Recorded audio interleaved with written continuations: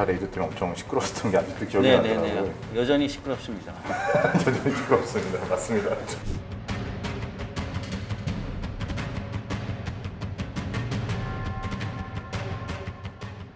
여기 여러분 계신 데는 저기 루프랩이라고 하고요. 실제 레이더가 방사되는 시험 시설입니다.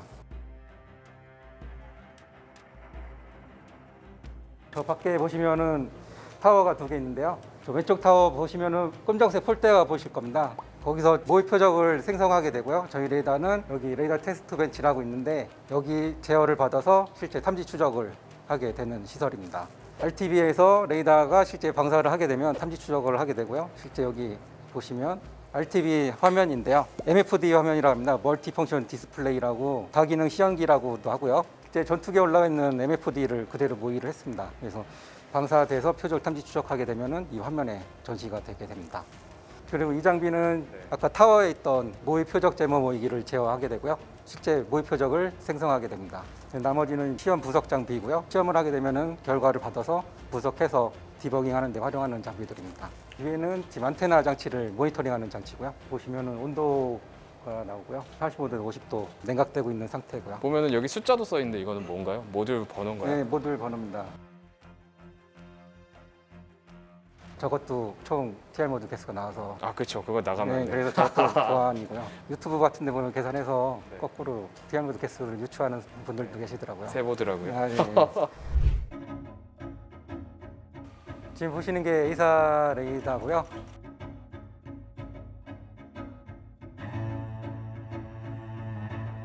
제일 앞쪽에 보시는 게 안테나 장치, 가운데가 송수신 처리 장치, 끝에가 전원 공급 장치입니다. 전원 공급 장치는 교류 전원 받으면은 저희가 쓰는 DC 전원으로 전환이 되고요. 송수신 처리 장치는 실제 레이더를 빔을 만들어서 송신해서 받아서 신호 처리까지 하는 장치고요. 안테나는 실제 빔이 방사돼서 수신되는 장치로 되어 있습니다.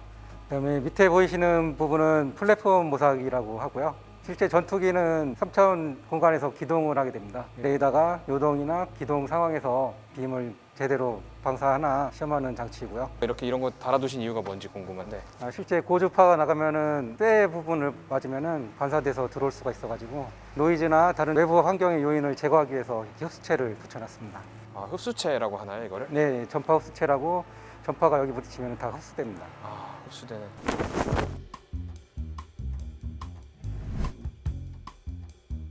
반갑습니다. 저는 IRS 개발 담당하고 있는 이재익 수석이라고 하고요.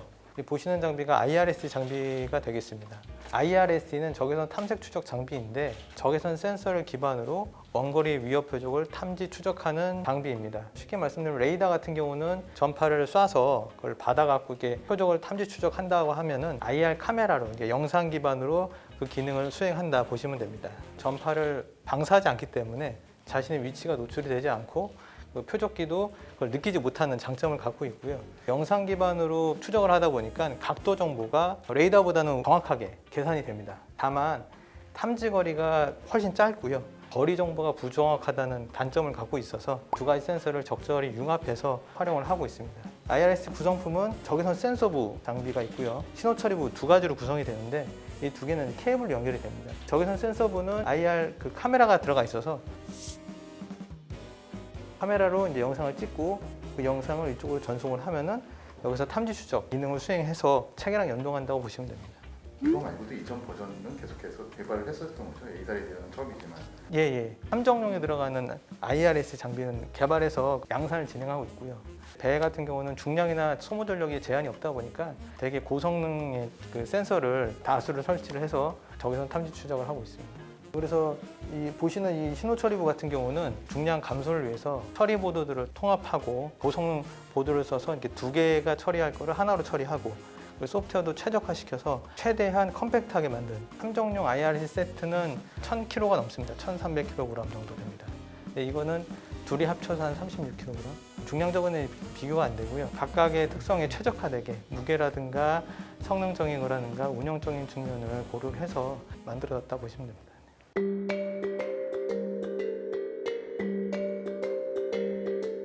제가 지금 올해 이제 국방부 세 번째 다시 출입하는데 예전에 보면 KF-X 사업할 때 A사 레이더 때문에 엄청 시끄러웠던 게 아직도 기억이 나더라고요. 여전히 시끄럽습니다.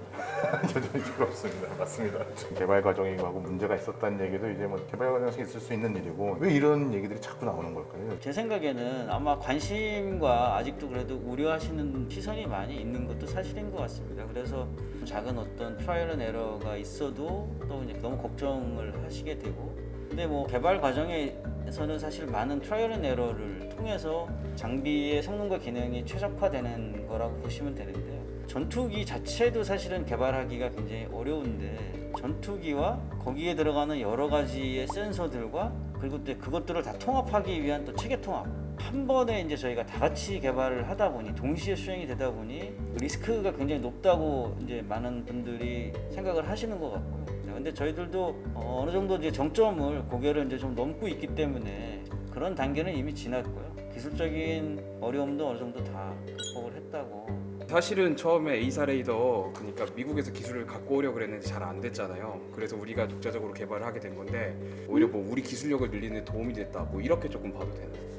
저는 충분히 그렇게 생각하고 있습니다. 뭐 아시겠지만 일본이 반도체 장비나 아니면 설비, 재료 이런 것들을 수출 제한을 했었지 않습니까? 보복을 하려고.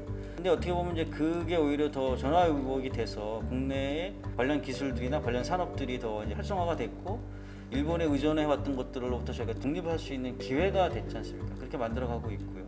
근데 이것도 역시 마찬가지라고 생각합니다. 저희들도 처음에는 미국이 이제 수출 승인을 거부를 하는 바람에 뭐 선택의 여지가 없이 이거를 시작하게 됐지만 개발이 완료되는 시점쯤에는 저희들도 당당하게 어깨를 미국이랑 나란히 할 수 있는 전투기용 레이더를 가지게 될 거고 그걸 기반으로 해서 저희가 국내에도 산업들이 굉장히 많이 활성화될 거로 생각하고 있습니다. 또 수출을 하게 된다면 결국엔 이제 저희가 수출을 통해서도 충분히 또 경제적인 이득을 얻을 수 있기 때문에 경제적으로도 굉장히 큰 이익을 갖고 올 수 있지 않을까 그런 기대를 하고 있습니다.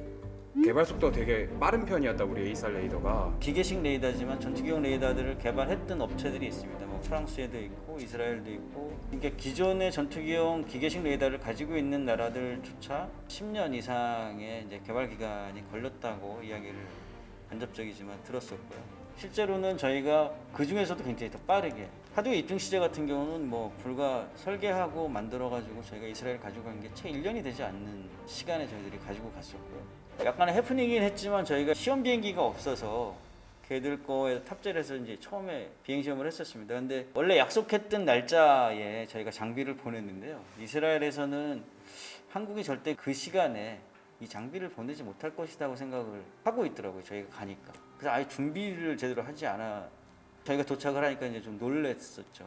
선진국 대비해서도 굉장히 이렇게 빠르게 개발이 이루어지는 것으로 저희들도 알고 있습니다. KF-16이나 아니면은 F-15K나 A사 레이더를 장착할 거다 이런 얘기들이 있던데 지금 만들어진 A사 레이더를 어떻게 뭐 개조해야 된다든지 뭐 그런 네네네. 전투기 사이즈에 따라 가지고 이제 레이더가 이제 달라지게 되지 않습니까? 특히 이제 안테나 사이즈가 커지기도 하고 작아지기도 하는데요. 그런 거를 대비해서 저희가 이제 스케일러블하게 손쉽게 이제 작은 레이더도 만들고 더 큰 레이더도 만들고 할 수 있는 그런 구조로 하드웨어 설계가 이미 되어 있고요. 그래서 전체적인 모듈을 증가시키거나 줄이거나 하는 데는 아무 문제가 없습니다. 근데 이제 F-16이라든가 F-15K 같은 데에 레이더를 장착하는 거는 조금 다른 어려움이 있습니다. 왜냐하면 그 전투기들은 이제 미국에서 만들었고 항전 체계 자체가 미국에 이제 체계를 돼 있다 보니까 저희 장비를 거기다 붙이려면 걔네들의 항전 체계에 ICD를 열어줘야 됩니다. 근데 그 ICD를 미국이 기술 보호라는 측면에서 열어주지는 않을 것 같고요. 비행 안정성이나 이런 가망 인증에 대한 것들 그리고 이제 후속으로 군수 지원하는 것들은 아마 미국이 해주지 않을 가능성이 많기 때문에 F-16이라든가 F-15K에 들어가 있는 레이더들을 저희가 임의로 체인지하는 것은 아마 현실적으로 굉장히 어려운 일이 될 거라고 생각하고 있습니다.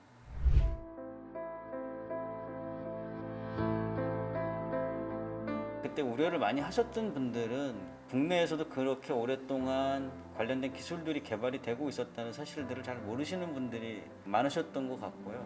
능동위상 배열 레이더 기술도 2000년대 초중반서부터 관련된 핵심 기술들을 지속적으로 계속 개발을 해왔었습니다. 그래서 국내 개발로 결정이 됐을 때는 우려는 많았었지만 저희들이나 국가연은 한번 해볼 만하다, 충분히 도전해 볼 만하다라는 생각은 했었습니다. 물론 이제 그런 전투기에 탑재한다라는 특별한 어떤 환경, 운영 환경이라는 걸 저희가 접해보지 못했기 때문에 개발하는 저희들도 어려움이 있었지만 국가가 해야 한다, 그리고 저희가 그걸 하지 않으면 안 된다라는 생각을 했기 때문에 여태까지 끌고 올 수 있지 않았었나 하는 생각을 하고 있습니다. 기본적으로 이 위상배열 레이더라는 기술 자체가 실제로는 지금 5G라고 이동통신 쪽에서 많이 들어보셨을 겁니다. 5G에서 쓰이는 기술이 뭐냐면 위상배열 레이더를 이용한 전자적인 빔 조향을 통해 가지고 데이터를 주고받는 형태 통신 기술에 쓰이고 있습니다. 그래서 이게 위상배열을 통한 이제 전자적인 빔 조향이라는 기술이 기반으로 하고 있기 때문에 UAM이나 이런 데도 분명히 이제 충분히 응용을 할 수 있을 것 같고, 자세하게 말씀드리긴 어렵지만 수출할 수 있는 타진을 하고 있는 것들도 좀 있습니다. 근데 이제 그 수출을 하기 위해서는 그 나라나 아니면 저희 장비를 사겠다는 하는 기관이 항전 개조, 가망 인증에 대한 자신이나 아니면 그런 것들이 있지 않으면 사실은 이제 단품으로 레이더만 사다가 하기는 굉장히 어려움이 있는. 그런데 이제 저희들 어쨌든 수출하기 위해서 현재 지금 몇 군데와 하고 이제 이야기를 좀 시작하고 있습니다.